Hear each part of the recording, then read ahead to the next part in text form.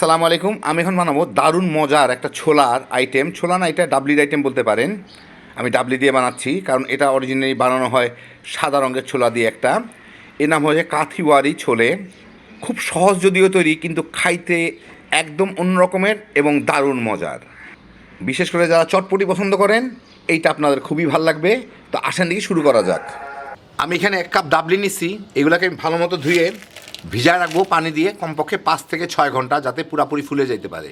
আমি যে 1 কাপ ডাবলি সারা রাত ভিজা রাখছিলাম পানিতে, ভিজা রাখার পর এটা ফুলে এই অবস্থা হয়েছে। ভালো করে ধুয়ে নিচ্ছি, যদিও ধুয়ে ভিজেছিলাম তারপর আবার ধুয়ে নিচ্ছি। এখন এর সাথে আমি আধা চা চামচ খাবার সোডা দিব, অথবা বেকিং সোডা, যেটাই হোক না কেন, দিয়ে এর মধ্যে প্রায় দ্বিগুণ পরিমাণ পানি দিয়ে আমি এটাকে জাল দিয়ে সিদ্ধ করে নিব। আর এর মধ্যে আমি 1 টেবিল চামচ লবণ দিছি। সেই মুহূর্তে আমার ভিডিওর ক্যামেরাটা অন ছিল না, সেই জন্য আমি দেখাইতে পারি নাই, সরি। আপনারা আপনাদের স্বাদ মতো 2 চামচ কি 1 টেবিল চামচ লবণ দিয়ে নিয়ে, হ্যাঁ, যতখানি ছিল তার ডবল পানি দিলাম, মানে এর উপরেও যাতে অন্তত পক্ষে 2 কড়া পানি থাকে। এখন আমি এটাকে জাল দিয়ে সিদ্ধ করে নেবো। বলক আসলে আঁচটাকে কমায় জাল দিতে থাকবো, খুব জলদি সিদ্ধ হয়ে যাবে ইনশাল্লাহ। আমি এখানে প্রায় 1.5 টেবিল চামচের মতো তেঁতুল নিচ্ছি। এগুলোকে আমি একটু পানি দিয়ে ভিজা রাখবো। এটাকে ঘন্টাখানেক ভিজা রাখলেই এটাকে আমি চিপে কাত বানায় নিব। আমি এখানে 2টা আলু সিদ্ধ করে নিচ্ছি। এইগুলাকে আমি ছোট ছোট করে কেটে নিব, টুকরা টুকরা করে নিব, এরকম ছোট ছোট ছোট ছোট টুকরা করে নিব। এই যে এরকম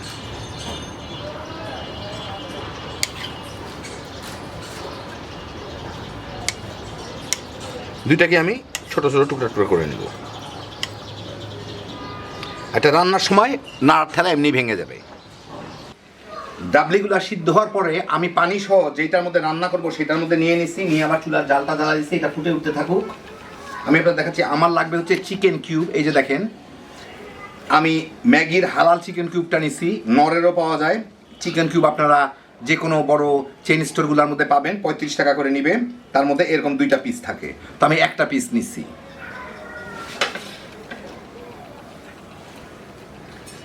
এইখানে 2 টেবিল চামচ কর্নফ্লাওয়ার আছে, এর সাথে আমি একটু পানি দিয়ে গুলায় রাখবো। এটা আমার এটা ঘন করতে কাজে লাগবে। এটা কর্নফ্লাওয়ার দিয়ে ঘন করা হয়। এটা সাধারণত না, সবসময় ঘন করা হয়। যাই হোক, চুলার জালটা কমাই দিলাম, বাবা একটু বাড়ায় দেই। দিয়ে এখন এর সাথে আমি দিয়ে দিব প্রায় 1 চা চামচের মতো আদা কুচি করা। আমি গ্রেটারের এই অংশটুকু দিয়ে কুচি করে নিছি, সেই আদার কুচিটুকু দিয়ে দিব এর মধ্যে। আদা বাটাও দিতে পারেন, দেয় সাধারণত পাউডার। আর এইখানে হচ্ছে 1 চা চামচ করে আছে মরিচ, ধনিয়া, জিরা আর গরম মশলার পাউডার। এর সাথে মিশিয়ে দিলাম।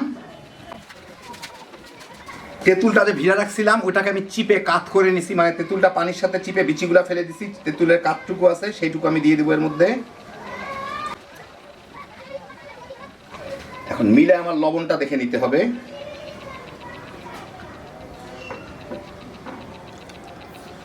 লবণ যদিও পানিতে দিছিলাম, এটা ডাবলির জন্য যথেষ্ট, কিন্তু এখন আমি এর মধ্যে আলু দিব, সেই জন্য যথেষ্ট পরিমাণে লবণ দিয়ে দিচ্ছি। আর আলুগুলা যে টুকরা করে রাখছি সেই আলুটুকু দিয়ে দিব এর মধ্যে। এর সাথে একটু জাল দিয়ে নিব, যাতে আলুর ভিতর একটু মশলা ফসলা কিছু ঝোল টোল ঢুকতে পারে, লবণটাও ঢুকতে পারে অল্প কিছুক্ষণ।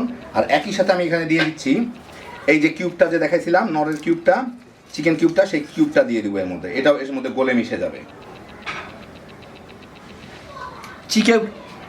চিকেন কিউব না থাকলে কারো বাসায় যদি স্টকের পানি থাকে, চিকেনের স্টক কিংবা মুরগির হাড়টার থাকে, ওগুলা জাল দিয়ে চিকেন স্টক করে নিতে পারেন। একই জিনিস প্রায় হবে।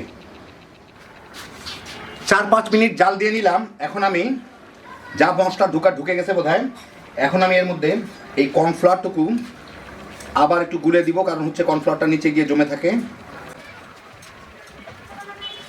দিয়ে এইটাকে আমার স্যুপের মতো ঘন করে নিতে হবে। একদম কিন্তু থকথকা ঘন না, জাস্ট স্যুপের মতো ঘন, কর্ন স্যুপের মতো ঘন, এতেই বোধহয় হয়ে যাবে।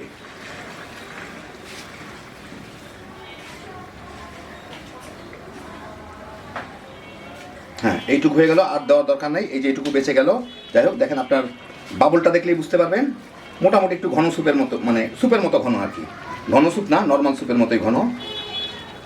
বাস, এটা ফুটে উঠছে। কর্নফ্লাওয়ার দিয়ে জাল দেওয়ার আর তেমন কিছু নাই। আমি চুলার জালটা এখন পুরাপুরি ফুটে ওঠার পরে বন্ধ করে দিচ্ছি। হ্যাঁ, পুরোপুরি ফুটে উঠছে। এখন আপনাদের আমি এটা একটু পরিবেশন করে দেখাই। তো এই দেখেন, হয়ে গেল আমার দারুণ মজার খাতিবাড়ি ছোলে। যারা চটপটি পছন্দ করেন এইভাবে বানায় খেয়ে দেখেন। এটা চটপটি থেকে অনেক বেশি টেস্টি, অনেক সোজা তৈরি করা। আর একদম প্রায় চটপটির মতো করতে চাইলে এর সাথে একটু কাঁচা তেঁতুলের টক দিবেন। মানে আমি তেঁতুলের টকটা দিয়ে জাল দিলাম, জাল দেওয়া ছাড়াও আলগা একটু তেঁতুলের টক দিবেন। আর যদি পারেন একটু পাঁপড় ভাজা দিয়ে দিলেই বাস হয়ে গেল। বাচ্চা বড় সবাই মিলে তামা তামা করে খেয়ে ফেলাইতে পারবেন। হ্যাপি জোশের একটা আইটেম। আল্লাহ আপনাদের সবাইকে ভালো রাখুন, সুস্থ রাখুন, নিরাপদে রাখুন। ইনশাল্লাহ বেঁচে থাকলে আবার দেখা হবে। আল্লাহ হাফিজ।